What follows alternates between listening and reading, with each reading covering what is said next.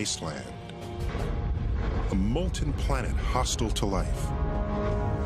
Yet somehow, amazingly, this is where we got our start. How? How did the universe, our planet, how did we ourselves come to be? How did the first sparks of life take hold here? Are we alone in the cosmos? Where did all the stars and galaxies come from?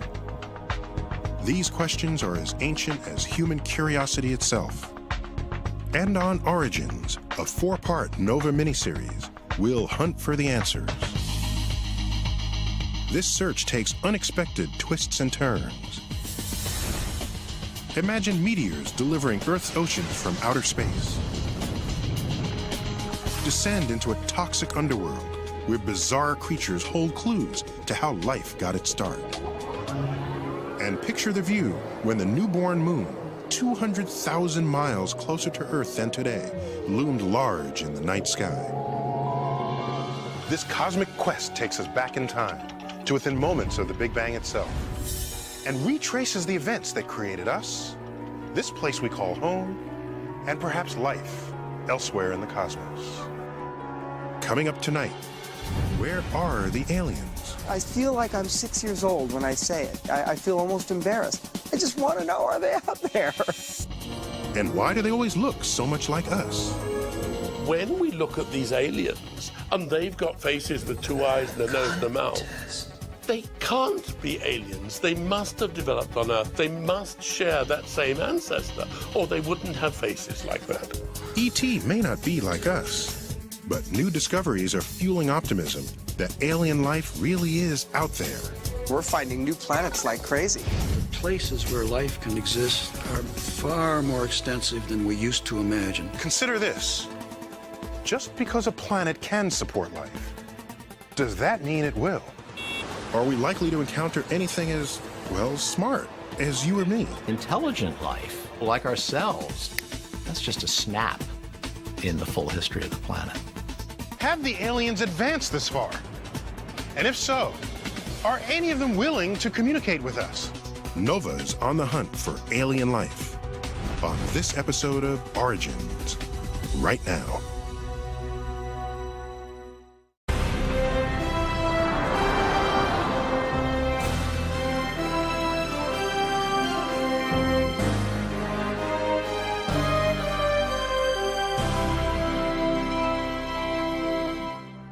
Original funding for this program was provided by the Park Foundation, dedicated to education and quality television, and by Sprint and Microsoft. Major funding for Origins is provided by the National Science Foundation, America's investment in the future. Additional funding is provided by NASA Office of Space Science,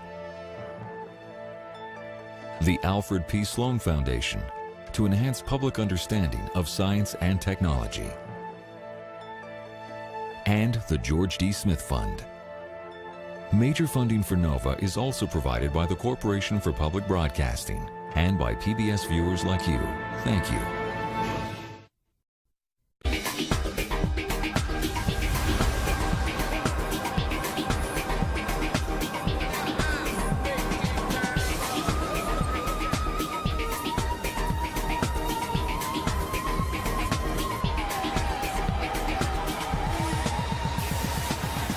Anyone who visits New York City will see all manner of different life forms.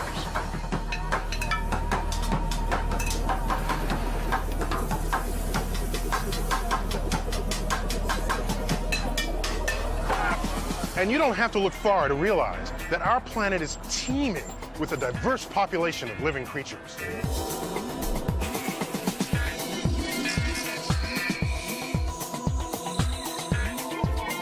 And for centuries, we've been asking ourselves, how unusual is all this? What about the rest of the universe? Is our little planet Earth the only place where the action is? Are we special? I find it hard to believe the fact that we're the only people in this universe. We're definitely not alone. This is not just one universe, you know what I'm saying? There's like 100,000 million galaxies in the universe? There's trillions and billions of universe. Whatever. The point is, it's inconceivable how big things are. To think that we're alone here is ridiculous. Many people are ready, even eager to believe that we're not at all alone. And that's the view prevalent in lots of popular films and TV shows. These are the voyages of the Starship Enterprise. It's an appealing fantasy. Star Trek. Star Wars. Men in Black. All portray a universe filled with a multitude of intelligent life forms. Show us the merchandise, you're gonna lose another head, G. Sometimes they're friendly, and sometimes they're not. Screenwriters have come up with some pretty interesting behaviors for their extraterrestrials. But they often ignore some basic principles of biology. For example, in the film Alien, a human being plays host to a parasitic alien until it's ready to be born. This has long bothered biologist Jack Cohen. Alien is not concerned with the biology. You can't have a creature living in your chest, which is bigger than your heart, and you don't know it's there, and your immune system isn't turned on, particularly if it's never seen a human being before. It doesn't work biologically. But it works as a film, because you see the thing coming out of the chest, and it's exactly what they want. It's a horror film. Another classic horror image of extraterrestrials shows them as giant insects, the alien of choice for the film Starship Troopers.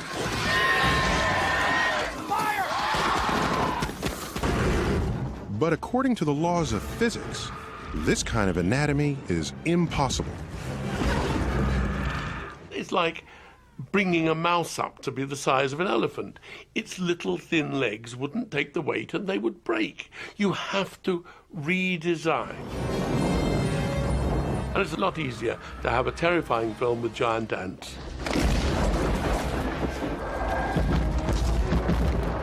As unscientific as the oversized insects of Starship Troopers are, at least they don't look like people.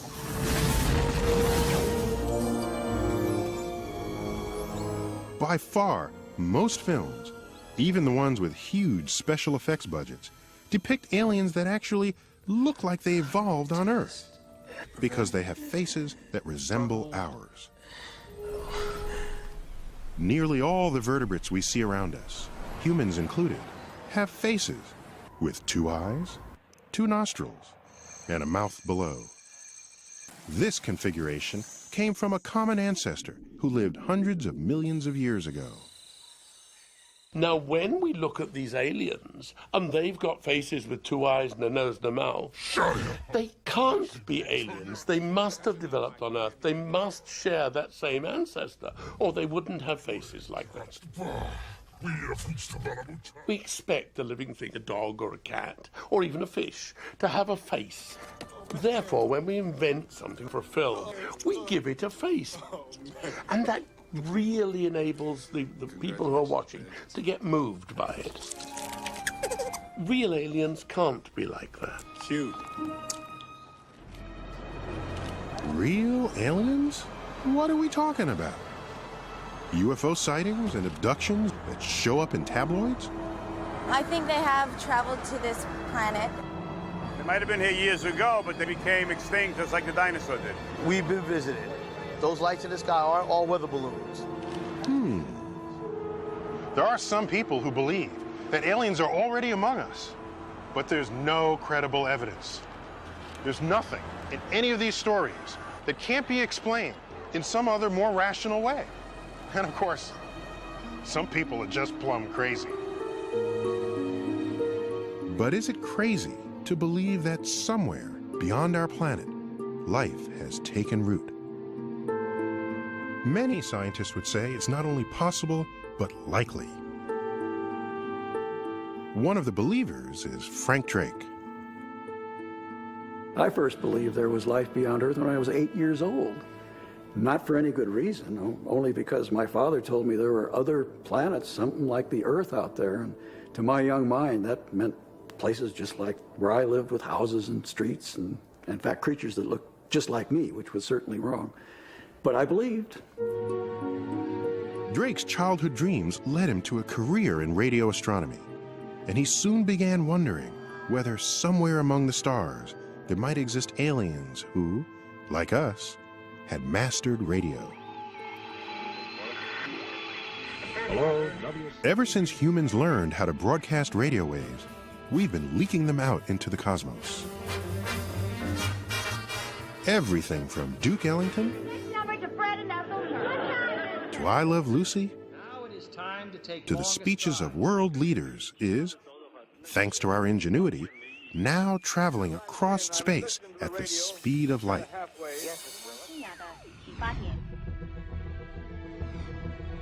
Drake reasoned that if aliens were transmitting radio signals of their own, we might be able to detect them. And so he created the first experiment for SETI, the search for extraterrestrial intelligence. It's now survived an on and off and a second For on. decades, SETI astronomers have been scanning the stars of the Milky Way galaxy, searching for signs of advanced alien civilizations. Their goal is the ultimate prize in the life-finding game. Someone out there we can talk to. So nothing to do but sit here and wait for them to call. And on cue, they've called. SETI faces enormous challenges, not least of which is the sheer size of our galaxy. The Milky Way has hundreds of billions of stars, swirling in a giant spiral about 100,000 light years wide. That's 600 quadrillion miles. So what are the chances of finding intelligent aliens in all that real estate? Early in his quest, Frank Drake came up with an equation to guide him. Actually, I first invented the equation as the agenda for a meeting. It seemed pretty obvious. This was a meeting about life in space, and I asked the question, what do we need to know about? And I realized if you multiply them all together, you get the number n. The now famous Drake equation lists the different factors we need to know to predict n, the number of intelligent, detectable civilizations in our own Milky Way galaxy. It includes factors like how many stars have planets, and how often will life become intelligent, and how long a technologically advanced civilization might last. And if you put in scientists' judgment the most plausible values for the factors in this equation, n equals 10,000 detectable civilizations in our galaxy. 10,000 intelligent civilizations just in the Milky Way alone. That's Frank Drake's best bet, but it's far from conclusive. If you plug different values into the equation, then it's easy to come up with other results. Anything from 1 billion civilizations all the way down to 1, ours. For a long time, the values for most of these terms were unknown. The Drake equation was something of a list of mysteries, leaving the equation unsolvable. But in the last few years, our knowledge of cosmic origins has been growing exponentially, and we're on our way to solving at least some of these mysteries. Take just one term in the Drake equation, the percentage of stars, other suns, that have planets orbiting them. If alien life is anything like us, it needs some solid ground to call home. And so, we want to know how many planets are out there. Depending on who you talk to, our sun's got 8, maybe 9 planets circling around, including Earth. Until recently, we haven't been able to see any planets beyond our own solar system. None at all. The problem is, planets in deep space are rendered practically invisible by the blinding light of their suns. That's the challenge for the handful of scientists trying to track them down. The team of Paul Butler and Jeff Marcy started their quest in the 1980s with little more than their own enthusiasm. We started off with virtually no money at all. The first proposal I wrote for a grant to fund our planet search was for $930 for the whole year. When Jeff and I started the planet search back in the fall of 1986 at San Francisco State University, to say we were unknown is to overstate it. We were sub-unknown. The young astronomers were banking on an experimental technique they believed could scope out planets by focusing on the stars they orbit. As a planet orbits a star, the planet pulls gravitationally on the star, making the star wobble. You can tell a star has a planet, or more than one planet, just by the motion of the star, which ought to be stationary, but wobbles due to the pull on it by the planet. The star's wobble, created by the gravity of orbiting planets, is so subtle, Marcy and Butler can't see it directly, so they use a special technique. It's hard to detect this motion directly, so we thought we would use the Doppler effect. As a star moves toward you, the light waves get compacted, and that means they get shifted toward bluer colors. And then as the star wobbles away from you, the wavelengths of light get stretched out, and that is interpreted by our eyes as redder. Even using the Doppler effect, the only planets we can infer would be ones with tremendous mass. Marcy and Butler were confident that they had the best method for hunting down big planets and hoped they'd be the first to succeed when the unthinkable happened. A team of Swiss astronomers beat them to the punch. The first planet outside our solar system had been found, but by someone else. Most astronomers were skeptical. Although the planet was massive like Jupiter, the Swiss discoverers claimed it orbited its star, 51 Pegasi, in only 4 days. This seemed impossible. Earth takes 365 days to orbit the Sun, and Jupiter takes 12 years.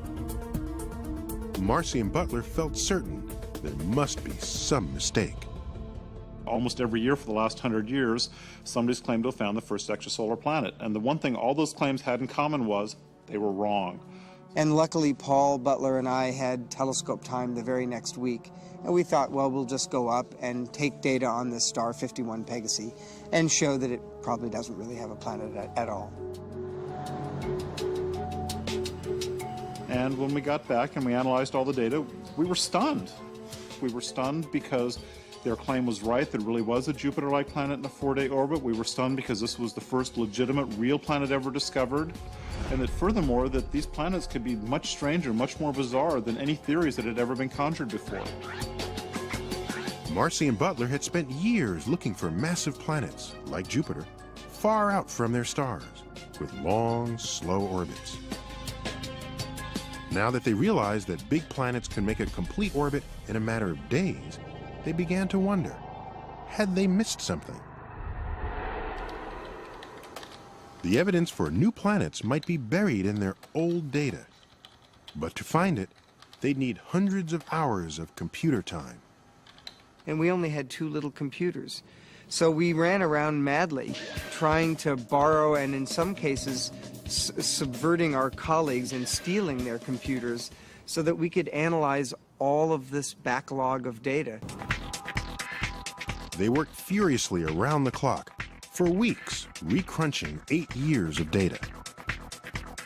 I was literally in my office 24 hours a day for about 6 months, reducing data. Some nights, hardly sleeping at all and just making sure the computers were all running. God forbid the computer should sit idle when we could have been finding planets with it. But the marathon was worth it. Within a month and a half of the discovery of the planet around 51 Peg, we found 2 planets sitting in our own data right there on our computers. the planet around 47 Ursa Majoris, spectacular, and then the other planet around 70 Virginis.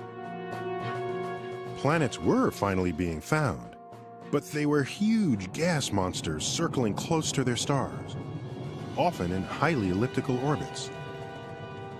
Scorching hot or with unstable climates, they were friendly to neither life nor other Earth-like planets. Any poor Earth that got in the way would be slammed to death. I mean, a little Earth anywhere nearby a Jupiter would get slingshot out of the system, or maybe the Jupiter would hit that Earth and probably spell doom for any life on any terrestrial planets in those systems. And it really begs the question, is our solar system with its nice, neat phonograph groove-like orbits some kind of wacky weirdo in the universe, or are there others like ours? In addition to its neat round orbits, our solar system provides particular shelter for Earth, thanks to the presence and position of Jupiter. Jupiter's enormous gravity throws asteroids and comets off course, slingshotting them out of the solar system. Without this protection, these cosmic missiles would frequently smash into Earth and destroy life as we know it. So if Marcy and Butler want to find Earth-like planets, first they need to find Jupiters more like our own. The holy grail for us is to find a sun-like star that has a Jupiter as far from it as our own Jupiter is from the sun. That Jupiter would protect any Earths that were in there, and of course the real super holy grail is to find a system that has not only such a Jupiter, but also the Earth itself. After almost 20 years of searching, things are looking up. Okay, 101, 4272, 11 hours 40. Coming up. We're finding new planets like crazy, all the time. Every week or two we find another new one on average. Looky at that one. That's a beauty. Let's see how that corrects up. There's a planet. We have about 700 stars on our program, and I'd say the thing that's really most amazing to us is how many of them appear like they have planetary signals embedded in them. All right, let's go to the next star. Roger. Do you have Jason's new target list? I'm loading it right now. The team is tracking several stars that appear to have Jupiters right where they want them. Far out from their host stars, and in perfect position to shield life-friendly planets like Earth. We are always following some exciting Jupiters. We don't tell anybody about them, but at any given time we have a half a dozen Jupiters that look like our own Jupiter. If their hunches are confirmed, then not only are there other solar systems that look like ours, there may be lots of them. 90% of the stars show no close-in Jupiters. Those are stars that could easily have an Earth in an Earth-like orbit. I think of the 700 stars we're following, I would bet at least half of them have rocky, Earth-sized planets going around them. Just a decade ago, astronomers could not be sure if there were any planets beyond our solar system. Today, we have a much better picture of our galaxy. And Jeff Marcy estimates that of the several hundred billion stars in the Milky Way, about 5% have small rocky planets that might harbor life. If he's right, that could mean 10 billion Earth-like planets. But before you start packing your bags to visit an extraterrestrial neighbor, consider this. Just because a planet can support life, does that mean it will? It's a crucial factor of the Drake equation, the percentage of planets where life does arise. On a planet where no life exists, like our own early Earth, how does life suddenly come into being? Is the spark of life rare or common? 25 years ago, most people, when they thought about the origin of life, thought in terms of inherently improbable reactions that would actually occur because of the fullness of time. Andy Knoll is a paleontologist who studies fossils for clues to how early life evolved on Earth.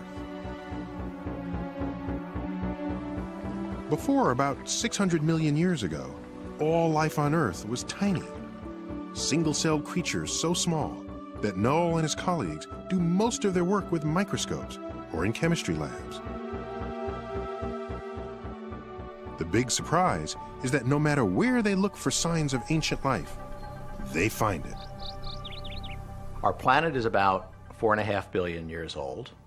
We have evidence from the oldest rocks that we know of, at least the oldest sedimentary rocks we know of, that by about 3.8 billion years ago, life had already gained a foothold on our planet.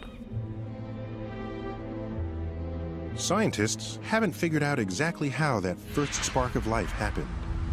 But since it seems to have sparked early on, then maybe it isn't so hard. Most people think that whether or not we understand what the chemistry that leads to life is, that it's a chemistry that, under the right conditions, will pretty much go and is a fairly probable chemistry, and that therefore life doesn't take billions of years to unfold on a planet. It might unfold in thousands of years or 1 million years. A lot of people think if you can't do it in 1 million years, you probably can't do it at all. So what is required to get it all started? Here on Earth, the chemistry of life relies heavily on the element carbon. Carbon is one of the most versatile elements. Each carbon atom can hook up with 1, 2, or 3, or 4 other atoms. It can even link up with other carbon atoms, creating long chains or rings. Throw in a few other elements and you've got amino acids, the ingredients of proteins, the building blocks of life as we know it. Carbon is a very useful element to sit at the center of life's chemistry.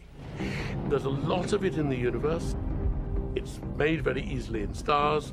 It makes very complicated, meshed together compounds which have the possibility of changing each other's properties. You can have a really complicated, complex setup with carbon.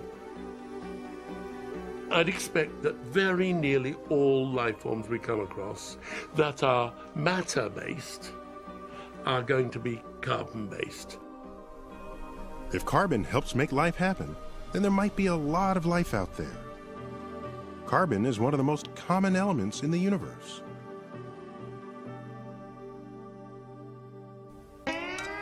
So if it's got carbon, what else does life need? Lots of oxygen in the air? 72 degrees? We tend to think life belongs in a place that's, well, comfortable for us. But is that really true? The last few years, we've been finding life practically everywhere on Earth, and not just the obvious spots. Microbes are thriving under rocks, in the driest, hottest deserts.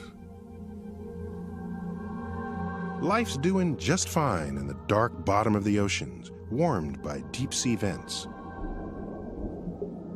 And now, life is turning up in some of the coldest, bleakest conditions imaginable, including the ice sheets of Antarctica and Greenland.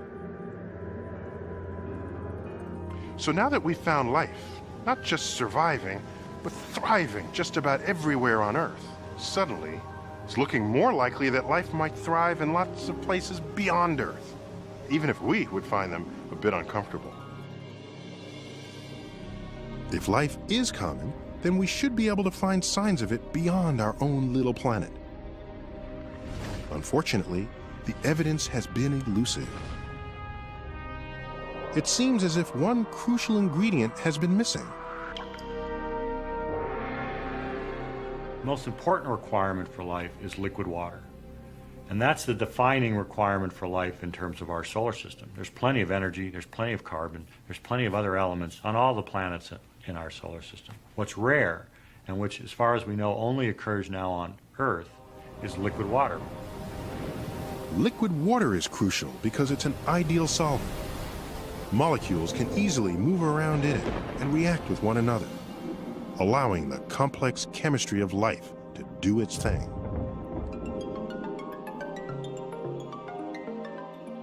For years, it seemed that Earth, with its oceans of liquid water, was an oddball and perhaps the only place in the solar system where life had ever thrived. Then, we started to look more closely at our neighbors. In recent years, NASA spacecraft have sent back images of Mars with stunning detail.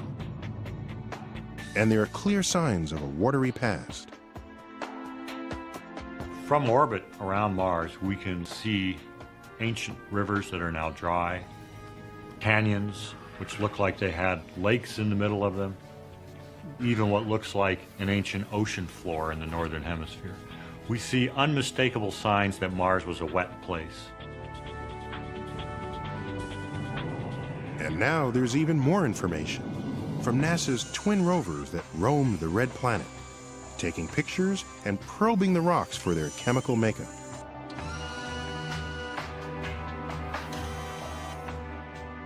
The photos reveal clear sedimentary layers in the Martian rocks, and chemical analysis shows they must have been laid down in the presence of water. Mars might be too cold and dry to harbor life today, but if water was once there, then perhaps life was too.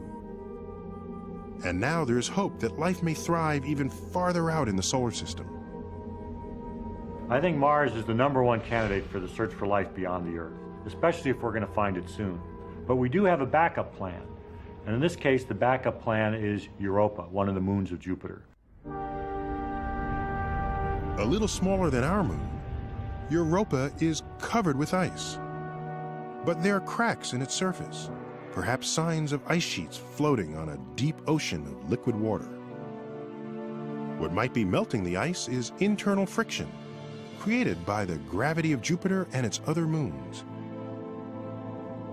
Europa's ocean is suddenly considered a potential home for life.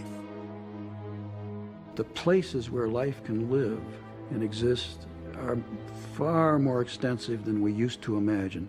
We used to think a life-bearing planet had to be just like the Earth. And a little closer to the sun, it would be too hot, a little farther away, it would be too cold.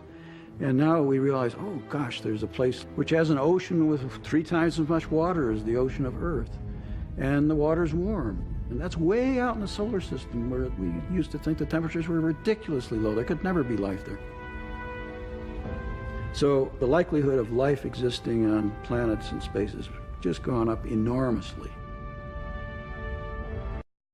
So even though we've yet to find life elsewhere in the solar system, or beyond, we're getting more optimistic that life may be widespread. But if life is common in the galaxy, what kind of life would it be? Is it merely the kind of life we had here for about 3 billion years? Microorganisms happily brewing away, with nothing bigger or more interesting than bacteria? Or is it the complex plant and animal life we find in our oceans, of all shapes and sizes? Or could it be what SETI is banking on? Intelligent life that builds cities, computers, and radio transmitters. We now know that the way we got to this, from something like this, was through evolution. Does that mean evolution would work the same way wherever life appears? Frank Drake thinks so. Once you have life, evolution goes to work. Life is very opportunistic. It expands, it finds ways to survive, it finds ways to cope with changing environments. And in the process, it becomes more intelligent. And in the long run, you end up with something like us, exploiting technology to live in even more inhospitable habitats. Drake's optimism shows up in the estimates he's plugged into his own equation. His guess is that wherever life arises, it will evolve into intelligent life 10% of the time. Not quite inevitable, but a fairly common outcome.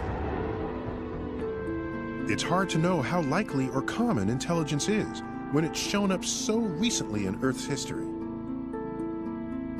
So the short history goes like this. Life early But the familiar life that we think of, plants and animals, that is really a relatively recent development on this planet. And intelligent life, people like ourselves, technologically competent humans, that's just a snap in the full history of the planet. After about 3 billion years with only microscopic life, Earth finally became home to true plants and animals.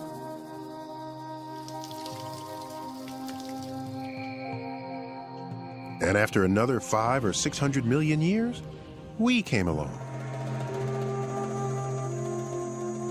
One of the major mechanisms for all these changes has been DNA, the long chain of molecules that carries the blueprint for every living thing. Every time a cell divides, its DNA makes a copy of itself. And in that copy, there are often some mistakes. Sometimes those mistakes result in an animal or plant that's more successful than its parents. It's these kinds of mistakes that have allowed the tree of life to branch out in so many directions, creating the great diversity we see on our planet.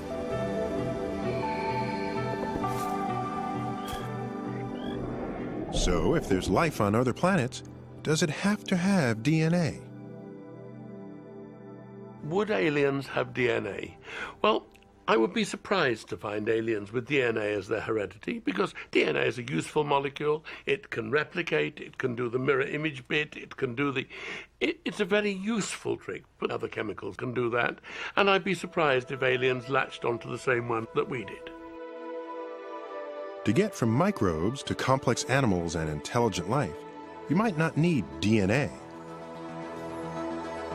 But there's one ingredient that could be absolutely crucial for the evolution of intelligence. And it may be the rarest of all: time. Some scientists say that the key to our evolution was Earth's long and relatively peaceful history. Among them is paleontologist Peter Ward. In this big galaxy of ours, hundreds of billions of stars, surely Earth is repeated many places, many times. Why not? Well, I think the question is, how much time do we have? For instance, we got to intelligent organisms on this planet after 500 million years of animal life. So you've got a long period of time. Now, that doesn't say you couldn't get it sooner in other places, but you still need finite periods of time. And to me, that is the major argument against there being intelligent civilizations. You can't go from a bacterium to an intelligence in 1 million years, maybe not even 10 million years, probably not even in 100 million years. How many other planets are going to have such long periods of time? Not many, I think.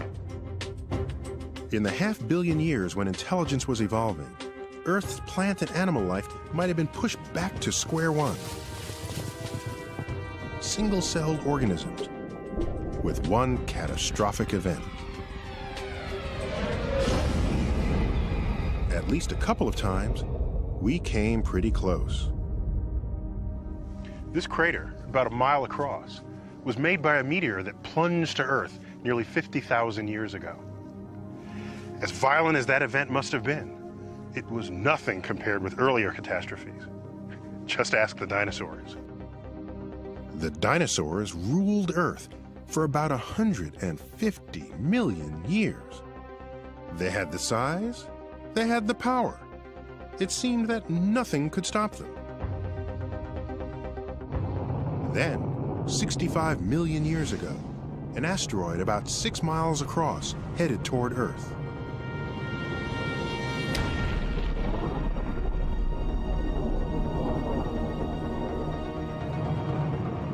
In the aftermath of a collision of epic proportions and widespread volcanic eruptions, as many as 2/3 of all living species were wiped out. The big guys didn't stand a chance. Among the survivors were little mammals, and with the dinosaurs conveniently out of the picture, they thrived. Over the eons, their descendants evolved into lots of different animals, including primates, including us. That's how we got our start. But what if you turn back the clock? What if that asteroid had taken a slightly different course and missed Earth completely? Little mammals may have never gotten their chance because the dinosaurs could still be in charge today. And instead of me, one of them might be hosting this show. Thank you. Thank you very much.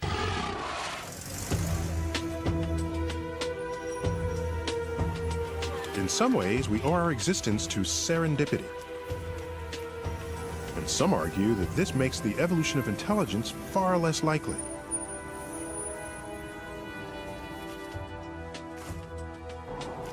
Our brains evolved through many stages. The little rodents, the early primates, and later on we branched from the apes. This worked for us, but is it the only route to intelligence? Would an alien species have to go through the same steps? There's no way to know for sure, but on our planet, lots of animals have remarkable brains and behavior, including some that are very distant from us on the evolutionary tree. Among them are the cephalopods, including octopus, squid, and cuttlefish. Cephalopods are mollusks. They're related to clams and oysters, but they don't look much like them at all. And in the evolutionary terms, they've evolved in a very different way. Roger Hanlon has spent the last 30 years studying the behavior of these animals. Behavior that is their main defense from ending up as dinner. These animals are a yummy hunk of protein swimming around in the ocean, and once they're caught, they have no defenses. So they have to have a good primary defense. That's camouflage. Don't be seen. You can move over to this tank here. In the lab, Hanlon and his team study how cephalopods, like this cuttlefish, control and change their skin patterns. It's taking that visual information and translating it to the skin on the back. This is beautiful. Look at that perfect white square. To see how they apply their tricks in their natural habitat, Hanlon tails them with his underwater camera. His biggest challenge? Finding them in the first place. Octopus and cuttlefish have an uncanny ability to completely disappear into the background. We all think of the chameleon as sort of the king or queen of color change, but that's not true. A cephalopod can show many more patterns and can show them instantaneously. An octopus can be so camouflaged you literally cannot see it. So every place they go, they are morphing into something that looks a lot like that environment. So here's the scene. You've got a rock with algae all over it. There appears to be nothing there except the swimming fish going by. Okay, so take a look here and just watch for a moment. And there it is. Whoa. Isn't that amazing? This animal was completely camouflaged on that rock, and suddenly it was there. This remarkable camouflage, changing both pattern and three-dimensional texture, is performed by skin unlike any other animal's. It's an amazing skin because there are up to 20 million of these chromatophore pigment cells, and to control 20 million of anything is going to take a lot of processing power. We call it a computer. Animals have brains. These animals have extraordinarily large, complicated brains to make all this work.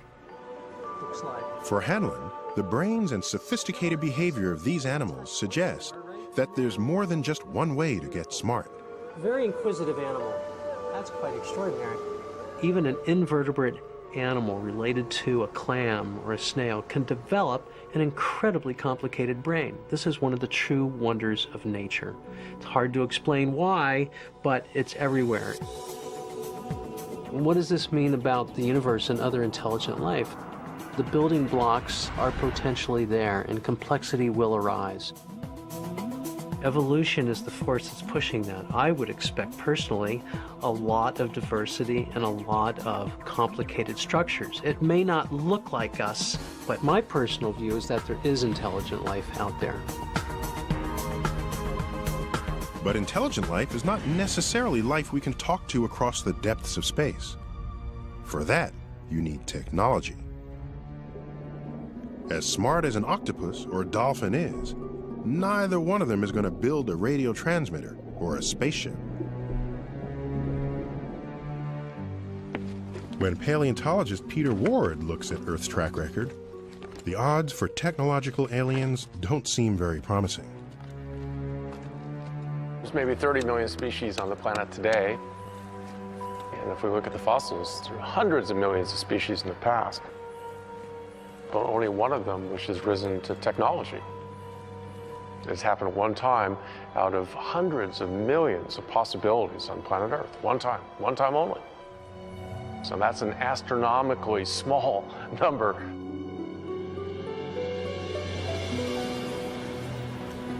Here on Earth, we are the only species that has mastered technology. Since it's so rare here, should we really expect technology to be common among the aliens? Many would say no. But the folks at SETI continue to hope. Now, Tom, look at this one, because Searching for alien signals night after night can test anyone's patience. Unless, of course, you find one. Most evenings, SETI will get a false alarm or two. But one night in 1997, they received a signal so strong and true, it looked as if their long search might be over. we were observing at another telescope in West Virginia, and we got this signal that started to pass all the automated tests that we use to determine, is it really extraterrestrial, is it just more interference? The lead astronomer that evening was SETI director Jill Tarter. Following standard procedure, she pointed the receiving dish away from the star where the signal appeared to originate. If the signal remained, it was just a stray transmission from Earth. But when they moved the dish, the signal went away. And when it was pointed back at the star, the signal returned. Excited, the SETI team repeated the test. We went off in another direction and the signal went away, and we came back and it was there, and we went off in another direction and the signal went away, and we came back and it was there, and it was now getting very interesting. Interesting because the signal might actually be coming from deep space. The excitement quickly spread back to SETI headquarters in Mountain View, California. I was back in Mountain View. We were watching the signal on remote monitors. Okay, well, after about 4 or 6 hours of this, still passing the tests, needless to say, our blood pressure definitely was rising. And I was so excited that exactly what I was looking for was right there staring me in the face. By now, the star had set. The next night would tell the tale. If the signal returned, perhaps ET was finally on the line. I, for one, couldn't sit down. I was just sort of pacing around. A lot of people were huddled around the computers. Nobody went home. Nobody went out for a burger. In a sense, you know, it could have been an historic moment. The historic moment didn't survive the night. Most of the time, SETI used a second telescope located in Georgia to weed out false alarms. Unfortunately, the backup antenna wasn't working. So it took a little longer than usual for the SETI team to discover the truth on their own. The signal was coming from a distant research satellite. The champagne remained unpopped. Despite the disappointment, SETI has never lost faith. Its scientists remain convinced that our universe is capable of producing intelligent life on many different worlds. I truly believe there are signals out there. I also recognize full well that our instruments, as powerful as they are hardly beginning the search. The number of stars we've looked at, the number of radio frequencies, is minuscule compared to the total inventory of combinations of stars and frequencies there are to search. So we have hardly started. We should not have succeeded. Only through a great fluke of good luck would we have succeeded by now. Humans have been leaking radio waves into space for most of the past century. Compared to the history of our Milky Way galaxy, about 10 billion years, that's a tiny blip. And we've been actively listening for radio signals from distant civilizations for only about 40 years. If the aliens are on the other side of the galaxy, any signal they send could take tens of thousands of years to reach Earth. It's as if the aliens were throwing a dart and trying to hit one tiny spot on this enormous landscape of time and space. Let's face it, the odds of our capturing that signal aren't very good. And yet, who can blame us for trying? For me, it's the most interesting question. Are we alone? What's our place in this universe? How do we fit in? Are we just run-of-the-mill? Are we totally exceptional? Or are we somewhere in between? Exploring our own world and the universe beyond has been full of surprises. Just a few hundred years ago, we assumed that everything about us and our surroundings was special and unique. Now we know there are lots of stars out there, many like our sun. We're discovering other solar systems with planets. And the chemicals of life, forged in stars, are abundant in the universe. If those common chemicals have caught the spark of life somewhere else, who knows how that life will evolve, what path it will follow, and whether we'll ever meet. I feel like I'm 6 years old when I say it. I feel almost embarrassed. I just want to know, are they out there? And all of my science training and math and skills as a researcher kind of go out the door. I just feel that this is a question that is going to be so profound for us as a species, but also individually. Each one of us will have to look within ourselves and figure out what it means to us. Are we alone? Are we rare? Are we common? We still do not know. But perhaps someday we will. And the answer, whatever it is, will reshape our sense of ourselves and our place in the universe.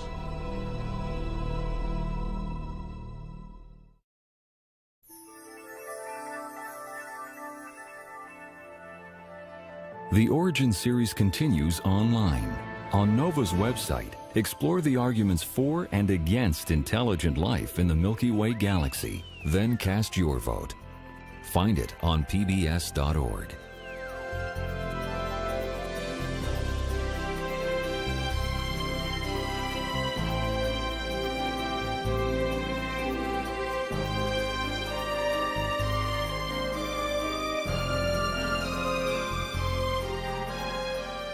To order this program on VHS or DVD, or the book Origins, 14 Billion Years of Cosmic Evolution, please call 1-800-255-9424.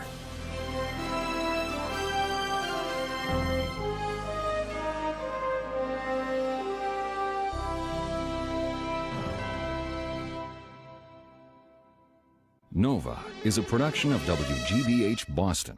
Original funding for this program was provided by the Park Foundation, dedicated to education and quality television, and by Sprint and Microsoft. Major funding for Origins is provided by the National Science Foundation, America's investment in the future. Additional funding is provided by NASA Office of Space Science, the Alfred P. Sloan Foundation, to enhance public understanding of science and technology,